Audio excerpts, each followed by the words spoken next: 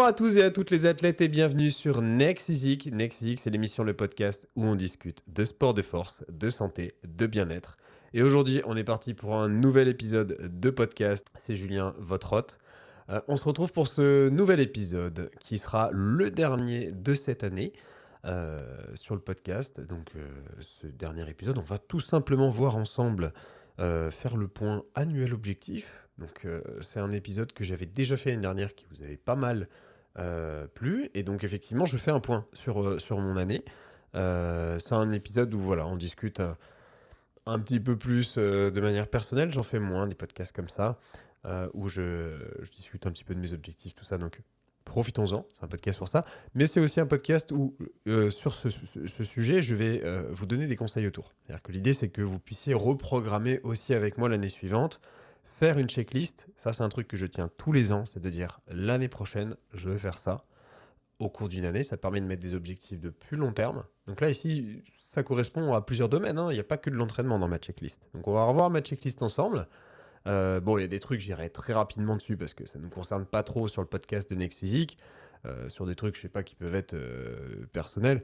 Mais sur la plupart des points, je peux vous donner pas mal de conseils. Et ensuite, bien sûr, je vous ai posé des questions, sondages sur Instagram, sur vos objectifs de 2023. Comment ça s'est passé? Qu'est-ce qui a été réussi? Et surtout, qu'est-ce que vous en avez retenu? Ou alors des leçons, des choses que vous avez à travailler pour la suite. Et je vais du coup pouvoir répondre à chacun de ces points sur ce podcast pour que je puisse un petit peu vous aiguiller et voir un petit peu s'il y a des choses qui peuvent intéresser tout le monde. Sans plus attendre, on est parti.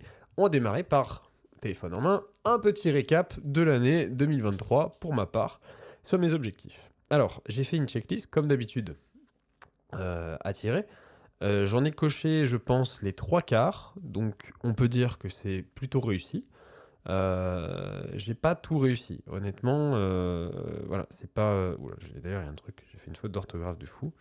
J'ai pas tout réussi, mais globalement, ça va. Donc, on va démarrer d'abord par le côté personnel. Donc, évidemment, je suis chef d'entreprise, donc j'ai des objectifs de ce côté-là.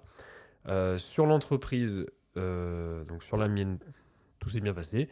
J'ai des objectifs bien sûr de formation, parce qu'en fait c'est un métier sur lequel on continue d'évoluer, parce que voilà, je travaille à mon compte, j'ai besoin d'évoluer sur mes compétences. Après il y a plein de métiers où on a envie, où on peut avoir besoin d'évoluer sur ses compétences, et ça pour moi ça fait partie des objectifs. Donc là-dessus par exemple je m'étais mis, je dois suivre une formation majeure et une formation mineure, et ça c'est un truc que je vais conserver tous les ans, de toujours me dire j'arrive à suivre une majeure et une mineure. Alors qu'est-ce que j'appelle des formations majeures mineures? Une formation mineure pour moi c'est une petite formation d'une heure. C'est un petit truc qui se fait en 1 heure, 2 heures, suivre un petit livre, un truc comme ça, et l'appliquer. Pas juste la lire, d'accord? Pas juste acheter une formation, ça sert à rien. Moi je veux la suivre, l'avoir appliquée. Donc ça c'est bon, ça a été fait. Et j'en ai fait plusieurs en réalité, j'en ai pas fait qu'une. L'idée c'est que j'en fasse au moins une pour me dire voilà j'ai pu avancer dans mes compétences. Ces formations-là, pour moi, c'est des formations d'IA. Évidemment, on est à fond là-dedans et on est en train de passer sur une nouvelle génération qui, je trouve, en tout cas pour tous les métiers qui demandent de la bureautique, qui demandent voilà, de l'assistance et du travail sur informatique, je pense que si on passe à côté de ces compétences-là, on va se prendre un mur dans quelques années. Donc, je ne suis pas du tout vendeur d'IA, j'ai rien à vous vendre. Mais c'est un truc pour lequel c'est pas que j'y crois, c'est que j'ai envie de dire, c'est comme ça en fait. Ça va vous arriver dessus, ça va nous arriver dessus, c'est en train de nous arriver dessus. Et honnêtement, je suis très content de me former là-dessus parce que je gagne un temps phénoménal sur mes journées. Ce temps, je peux l'utiliser pour mes entraînements. Ce temps, je peux l'utiliser pour mon temps libre, mon bien-être, et donc moins de stress, et donc plus de bonheur, et donc de meilleurs résultats. Donc ceci étant, c'est que du bénéfice. Et ça, c'est la même idée sur toutes les formations. Bien sûr, on va se prendre une formation, je sais pas, par exemple sur un coaching, une formation. L'idée, c'est que ça améliore notre quotidien. Donc derrière, forcément, il y a du positif à en retirer sur d'autres points. Donc ça, c'est des choses que j'ai cochées. Sur les côtés formation, ici, on est surtout sur de la formation outils, pour ma part. Ensuite, j'avais un autre objectif. Il n'était pas très descriptif, c'était d'investir, tout simplement, parce que je suis un peu un fainéant sur l'investissement perso. Donc c'est fait, ça. Ensuite, autre point, Ça, c'était sur le côté des coachings. Alors, sur cette année, les coachings, je souhaitais que la mise en place et l'entrée des élèves soient au point. C'est un truc que j'ai beaucoup amélioré. Maintenant, l'entrée des élèves, je souhaite qu'elle soit encore améliorée. Donc ça, c'est un truc que je vais replacer en 2024. J'ai encore plein d'idées qui ont pop. Comme ce matin, j'ai pu en discuter avec eux. Je mets en place un nouvel outil à partir de la nouvelle année pour les élèves en coaching qui va leur permettre de temps en temps de faire des points euh, avec moi qui ne sont pas prévus. C'est-à-dire que dans un coaching, vous avez des bilans de la semaine. Donc toutes les semaines, je fais un point avec mes élèves. Et en fait, ce point avec les élèves, je regarde comment leur semaine elle s'est passée et j'adapte mon travail avec eux en fonction des points qu'ils me rendent. Sauf que là, je veux rajouter des points qui sont pas prévus. En fait, tout simplement, ça va arriver de temps en temps. Je vais leur envoyer un truc à me remplir. Ils vont me le rendre et en fonction, je pourrai leur donner des conseils. Et l'idée ici, c'est d'aller chercher des choses qui sont pas forcément vues comme ça au quotidien, qui peuvent être oubliées et qui pourtant ont leur importance. Ça peut être, par exemple, on a parlé de la caféine. Par exemple, quelqu'un qui s'est mis à consommer de la caféine, qui avant m'avait dit qu'il n'en consommait pas. Je ne l'ai pas, peut-être pas en discuter avec lui, peut discuter d'un sujet qui ne le concerne pas. Mais admettons, en cours de coaching, il s'est mis à consommer plein de caféine. Ah, eh ben, c'est dommage, on passe à côté peut-être de cette information-là s'il ne m'en parle pas. Et ben, vous voyez, ça, c'est des petites infos que je vais aller chercher sur cette nouvelle année. Ensuite, j'avais un autre objectif, c'était de maintenir en fait tout simplement mon chiffre d'affaires. Hein. Je souhaite pas plus le développer que ça. Du moment que je le maintiens et que ça reste décent, ça me convient. Voilà. Pour le reste, j'avais l'objectif de... Donc là, on est plus dans le développement personnel. J'avais pour objectif de faire un gros voyage dans l'année et 3 petits voyages. Donc j'ai fait un gros voyage de quasiment 2 mois en Corée du Sud, où je suis allé travailler là-bas et en même temps profiter. Donc ça, c'est le but des gros voyages. Et ensuite, j'ai des petits voyages, c'est ce que j'appelle des petits week-ends, hein, de 2, 3, 4, 5 jours. Donc j'en ai fait un à Narbonne, je suis parti à la montagne et je suis parti à Lille récemment pour voir de la famille et profiter des marchés de Noël du Nord. Donc ça, c'est bon. Ensuite, j'avais un gros objectif, donc je vous avais parlé l'année dernière, c'était de jouer régulièrement aux jeux vidéo, parce que ce qui se passe, c'est que les jeux vidéo, ça fait partie de moi. Je suis de la génération des années 90, où on est devenu un peu plus gamer, et moi, cette génération-là, bon, je suis plutôt de la fin des générations de 90, mais quand même, le jeu vidéo, je suis né avec. J'ai joué à très bon niveau à World of Warcraft notamment, donc qui est un jeu d'ordinateur. Et en fait, ce qui se passe, c'est que je me suis privé des jeux vidéo pendant un temps en pensant que les jeux vidéo étaient le problème de mon quotidien. Je me disais, ah Julien, tu deviens, voilà, tac tac, tu deviens un peu gros. Quand j'étais au lycée, tout ça, tu joues trop aux jeux vidéo, c'est ça le problème.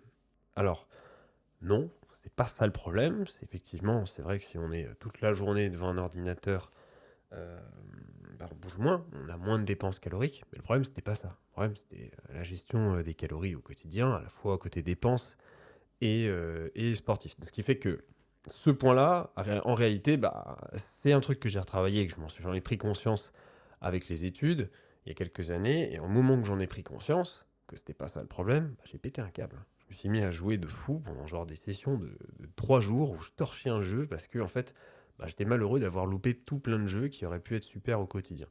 Donc je me suis mis un objectif, c'était de dire, quasiment tous les jours, j'essaye au moins de jouer une demi-heure, 1 heure, et de satisfaire du coup ce truc qui fait vraiment partie de moi en l'occurrence, parce que j'y ai passé un temps énorme, je connais beaucoup de choses, et je continuais de suivre des choses, c'est bête, hein, genre regarder des vidéos YouTube des autres en train de jouer, mais moi je jouais pas. C'est quand même assez ironique. Donc du coup, ça c'est bon, c'est matché. Maintenant, il y a moins de choses que j'ai matchées, par exemple côté du coup Next Physique entraînement. En 2023, mon objectif, c'était, je suis en prise de masse hein, depuis ma compète fin 2022, où l'idée pour moi c'est de level up. Donc ça, je vous l'ai dit pas mal de fois, mais je le répète, je souhaite level up, mais je souhaite pas être esclave de mon level up. En fait, ce qui se passe, c'est que j'ai atteint un certain niveau physique qui fait que si je veux aller chercher, admettons, une première place française en WNBF, donc compétition naturelle, il va vraiment falloir que je m'arrache. Et ce niveau d'entraînement-là que j'ai atteint, qui est requis, ça me demande de m'entraîner quasiment tous les jours, d'avoir une hygiène de vie très stricte, de vraiment passer un cap pour que j'ai une différence qui sera minime en réalité. Hein. Je ne peux pas attacher beaucoup plus de viande que ça à mon physique naturellement. Je pourrais peut-être attacher encore 1, 2, voire peut-être 3 kilos sur la suite de ma vie. Mais franchement, ces quelques kilos supplémentaires de viande que je pourrais attacher me demanderaient beaucoup de sacrifices supplémentaires, alors que j'ai déjà un mode de vie où je m'entraîne déjà 5 à 6 jours par semaine, quasiment 2 heures. J'ai un mode de nutrition, ça ne changera pas, qui est intelligent, qui me permet d'avoir une bonne santé malgré mes soucis de santé. Donc, je récap pour ceux qui ne connaissent pas, j'ai des problèmes respiratoires, j'ai des problèmes d'allergie Je réagis à tout en fait, j'ai à 100% sur tous les domaines. Ça c'est cool. À la loterie des allergies, on m'a dit tiens, toi tu prends tout. Je suis allergique à tout. Et à partir de janvier, je démarre une petite désensibilisation, comme ça je suis très content, sauf que du coup, c'est un peu difficile là parce que j'ai dû arrêter tous mes traitements pour pouvoir la faire. Mais revenons à nos choux. Côté nutrition, je gère. Mais maintenant, voilà, j'aime bien voyager. Je vous l'ai dit, c'était un de mes objectifs. Et ça, les voyages et la gestion d'une optimalité au niveau naturel des entraînements, ça matche pas trop. En tout cas, pour mon physique et ma génétique, il faut vraiment que j'aille chercher du détail si je veux rajouter ces petits kilos de masse musculaire supplémentaire. Et donc là, où je veux en venir, c'est que mon level up, il n'est pas énorme. Alors que vraiment, j'ai fait des PR sur mes perfs. Enfin, j'ai augmenté ma surcharge sur mes exos. Mais franchement, c'est vraiment pas top. Dans le sens où c'est plus ce que c'était sur mes... ça fait 11 ans que je m'entraîne. Hein. Donc les 11 dernières années, elles étaient beaucoup plus florissantes que celle-ci. Ce qui fait que pour moi, les prises de masse, plus en fait vous allez avancer dans votre expérience en entraînement, plus vous allez avoir de la masse musculaire, plus il va falloir étaler des prises de masse plus longues pour faire une différence significative sur votre physique.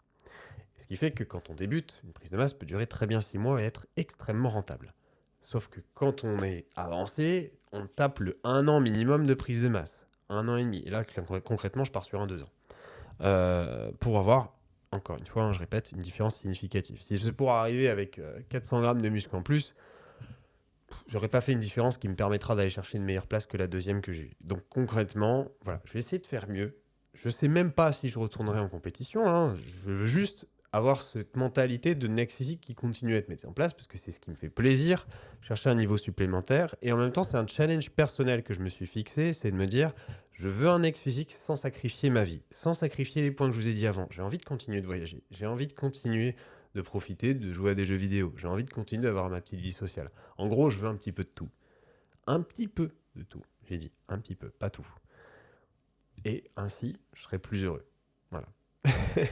Alors voilà, chacun son point de vue. Je sais qu'il y en a qui sont à fond, ils sont dedication to the march.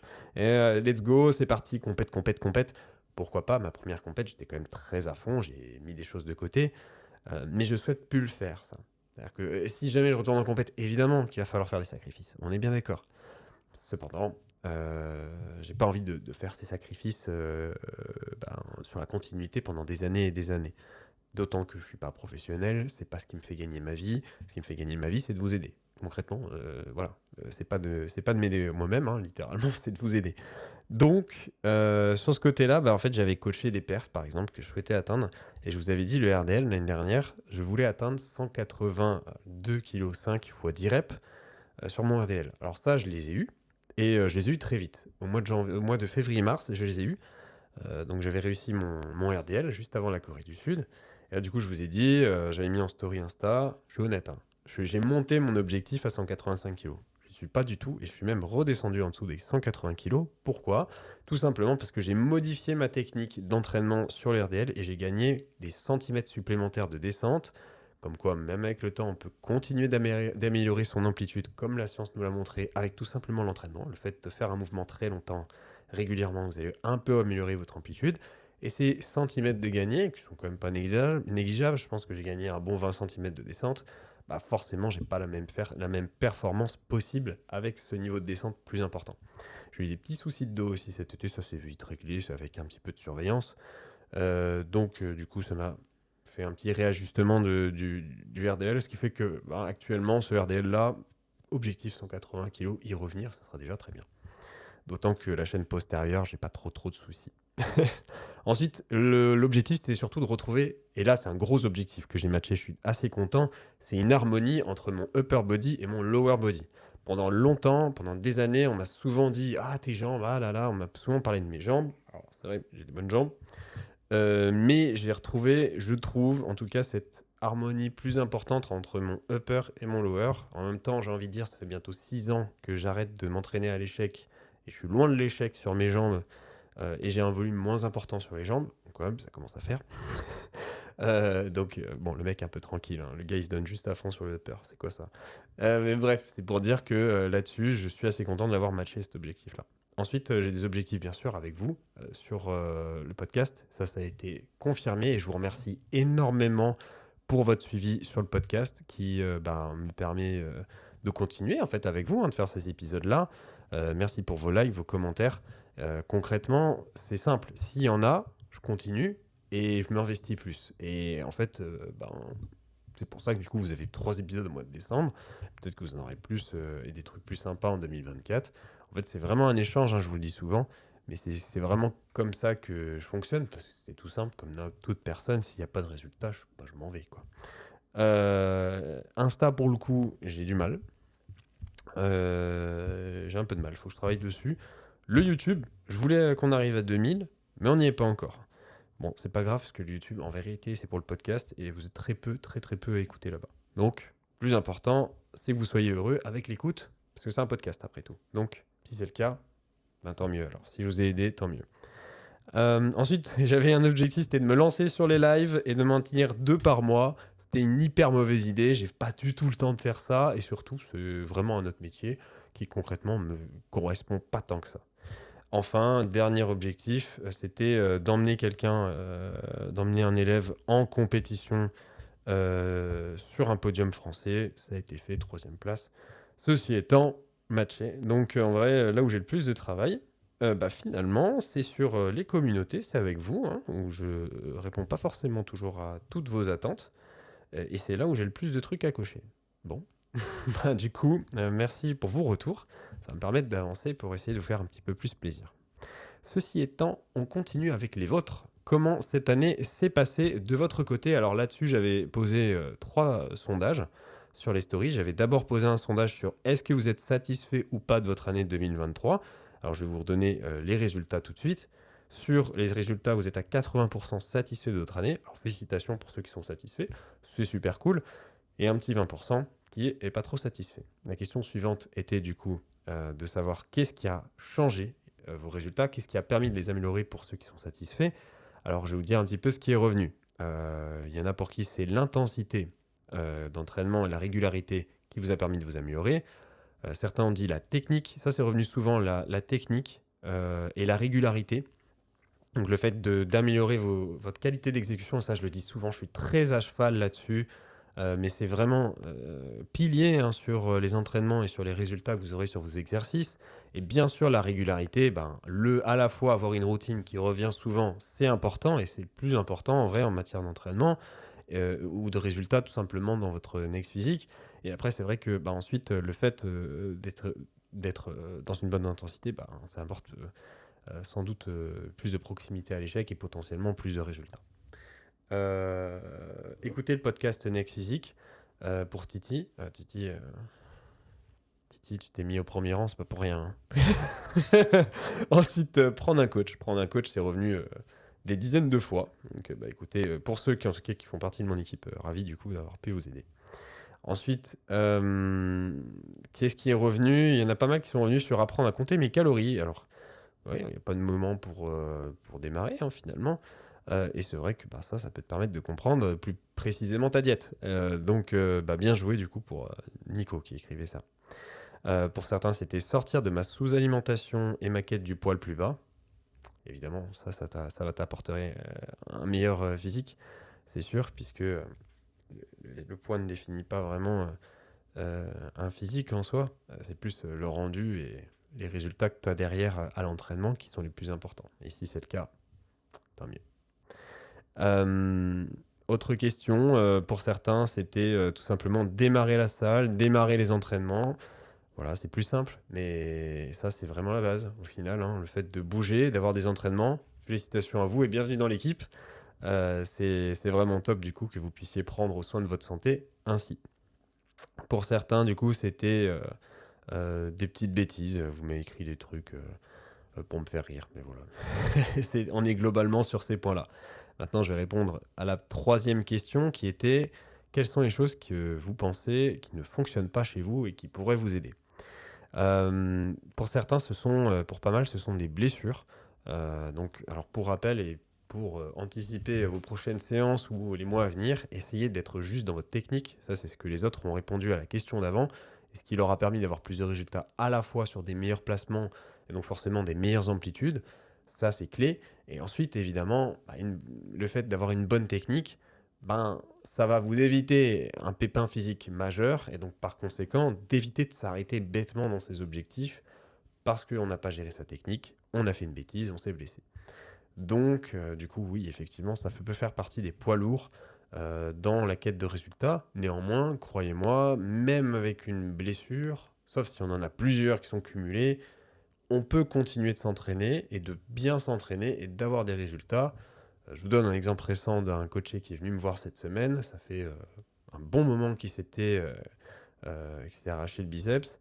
Il ne pouvait plus utiliser un bras. Il continuait d'utiliser l'autre bras, tout simplement, hein, s'entraîner sur l'autre bras. Eh bien, la science l'avait montré et on l'a utilisé à bon escient ensemble. Ça lui a permis de continuer d'avoir des résultats sur le haut du corps, de maintenir ses résultats. Et en tout cas, le bas du corps, il a continué de travailler puisque c'était son bras qui était en peine. Et donc le bas du corps a très bien progressé. Ainsi, il a pu éviter un carnage et de reprendre tout le poids qu'il avait réussi à perdre. Et ça lui permet de garder une bonne santé. Autre point négatif qui a pu être cité, à nouveau la technique. Ça revient souvent, hein, ces questions de technique d'entraînement. Le sommeil peu réparateur, ça c'est revenu pas mal de fois aussi. Pareil, évidemment, un sommeil c'est pilier dans les résultats que vous pouvez avoir à l'entraînement. Donc bien sûr que c'est un truc à travailler. Gestion de l'alimentation et crainte de la salle de sport. Alors gestion de l'alimentation, ça je reviens dans les points positifs pour celui qui l'avait fait, mais pour négatif ça peut l'être aussi. Du coup évidemment si l'alimentation n'est pas gérée, en tout cas alors il y a plein de façons de ne pas gérer son alimentation. Ça peut être pour des problèmes de nourriture, ça revient plein de fois, hein, problème de nourriture dans vos réponses. Donc TCA par exemple, malbouffe, des choses comme ça. Ou tout simplement le fait de ne pas connaître ses besoins, tout ça, évidemment, ça fait un peu mal dans la quête de résultats. Donc là-dessus, je vous invite à vous informer, que ce soit par de l'information directe ou par un coach, par une consultation, voilà, que ça puisse vous permettre de level up sur votre côté nutrition et bien sûr de travailler sur votre psychologique aussi pour ceux qui ont des soucis de gestion de leur alimentation. Ça fera une différence majeure puisque si vous réglez ce problème-là, ça vous enlèvera une balle que vous vous tirez dans le pied, en fait, malheureusement. Autre point qui vient de se rajouter au point négatif, pour certains, c'est le fait d'avoir un enfant. Alors ça, c'est marrant, mais j'ai eu beaucoup de coachés qui ont été papa ou maman récemment. Évidemment, c'est pas facile quand ça arrive. Les bébés, ça prend du temps, ça casse un peu le sommeil. Néanmoins, ce que je vous conseille de faire, c'est des entraînements. Déjà, c'est d'accepter de s'entraîner moins, sans doute s'entraîner 2, 3, 4 fois maximum dans la semaine, mais de faire des entraînements qui sont très efficaces sur un temps imparti.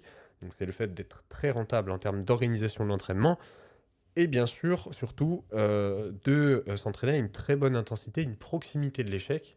En effet, si vous entraînez trop loin de l'échec à chaque fois sur les exercices, vous allez avoir beaucoup moins de résultats, puisque vous entraînez beaucoup moins. Profitez-en pour aller beaucoup plus à fond sur chacun de vos exercices. D'accord? À l'inverse de quelqu'un qui étale ses entraînements sur la semaine et qui a plus intérêt à éviter d'être systématiquement à l'échec sur tous ses exercices.